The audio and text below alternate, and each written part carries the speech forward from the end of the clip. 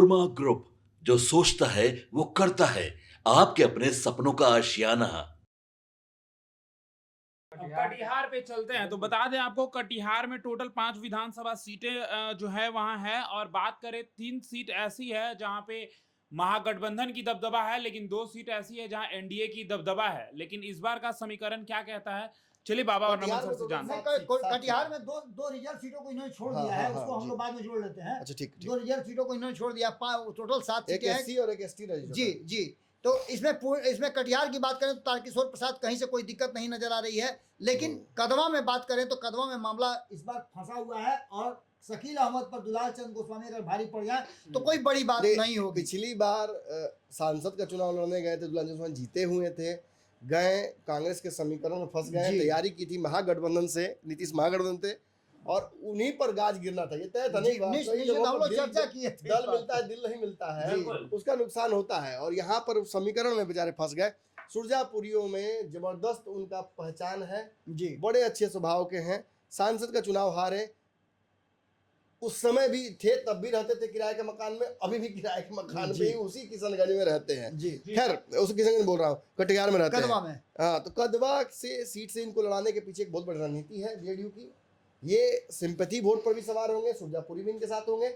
I think इस बार विधायक का चुनाव नहीं लड़ रहे, मंत्री का चुनाव लड़ रहे हैं। हाँ, सीधे मंत्री बनेंगे। तो मुझे लगता है कि इस क्षेत्र में एक बड़ा दाव इन पर खेला गया है और आई थिंक शकील अहमद खान का जो तख्त है वो डोल रहा है। बलरामपुर की बात करें नमन जी, तो बलरामपुर में महमूद आलम लगातार जीतते आ रहे हैं। इस पर एक नया खेल खेला गया है, एलजेपी को उतारा गया है और यहाँ से संगीता देवी को उतार करके कहीं ना कहीं एक नया ट्विस्ट पैदा करने की कोशिश की गई है।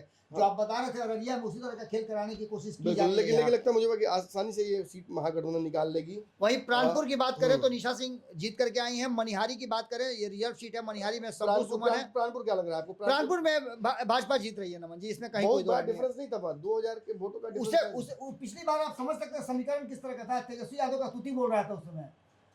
तो मनिहार से मोहन प्रसाद यादव जीते हुए थे कांग्रेस के। इस बार क्या लगता है? इस बार शंभू सुमन और मोहन प्रसाद में शंभू सुमन को उतारा गया मैदान में और शंभू सुमन यहाँ से बेहतर टक्कर दे रहे हैं। भरोसा किया गया तो आप समझ सकते हैं कुछ समीकरण जरूर बड़ा होगा। बात बरारी की करें तो विजय निषाद यहाँ से जीत करके आए थे जेडीयू से। इस बार भी विजय निषाद को दिया गया मौका, लेकिन तौकीर आलम को आईएनसी ने जगह दे करके कहीं ना कहीं एक बड़ा खेल किया है, ये सीट बदली गई है। वहीं बात करें हम कोढ़ा की तो कविता पासवान है, जीत करके आई थी। पूनम पासवान कांग्रेस की हार गई थी। इस बार पूनम पासवान एक बार हारी थी 2015 में जब लहर थी, फिर 2020 में हारी गई। 2020 में हारी गई थी जी। 2015 में जीती थी जब नीतीश कुमार और लालू प्रसाद एक साथ। हम माफ कीजिए, 15 में जीती थी, 20 में हारी थी और फिर उनको रिपीट किया गया है। ऐसा जल्दी कांग्रेस करती नहीं है जी। लेकिन चलिए, एक बार का जीत का कांग्रेस को याद होगा। इस बार क्या लगता है? पिछली बार डिफरेंस 28,000 था जी, तो निकाल रही है। इस बार मामला बहुत दूसरे तरह का है। 10,000 बाबा जो है ना, वो थोड़ा सा बीजेपी निकाल जी जी निश्चित रूप से। चलिए, बीजेपी ये सीट निकाल रही है। आपके सपनों को हमने सजाया है, ई होम्स पैनोरमा को हमने बनाया है। ई होम्स मेरा एक सपना था जिसपे मैं पिछले 4 साल से काम कर रहा था। हमने जो बनाया है वो सबने है माना। ई होम्स पैनोरमा में हो आपका भी आशियाना।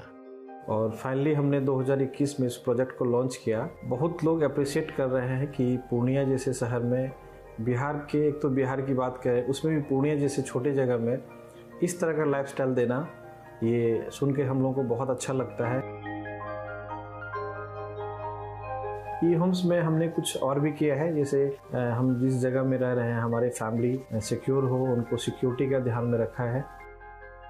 आपकी सुविधा और सुरक्षा आपके लिए खास है, ये आपका विश्वास है। इसमें आर्टिफिशियल इंटेलिजेंस का 7 लेयर सिक्योरिटी का हमने इस्तेमाल किया है। लस ग्रीन कैंपस को बनाया है। यदि हमारा बाउंड्री वाल है तो वो वर्टिकल गार्डन है।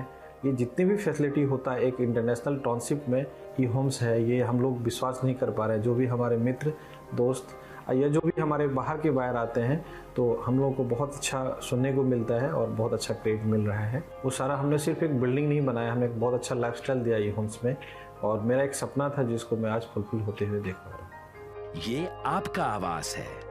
ई होम्स पैनोरमा में अब आपका निवास है। E homes Panorama, luxurious lifestyle redefined. Panorama group, जो सोचता है वो करता है। अगर ये वीडियो पसंद आई और वह बिहार के राजनीति और बिहारियत से सरोकार रखेनी तो सब्सक्राइब बटन दबा के चैनल के सब्सक्राइब कर ली। ओजे एगो घंटी बा, ओकरा बटन दबा देला से कुल सटीक और मारक खबर रुआ मुफ्त में मिल जाई। अगर रुआ पत्रकारिता के हमनी के नया प्रयोग में सहयोग कर चाहतानी तो ज्वाइन बटन दबा दी। पेटीएम नंबर नोट कर ली 9386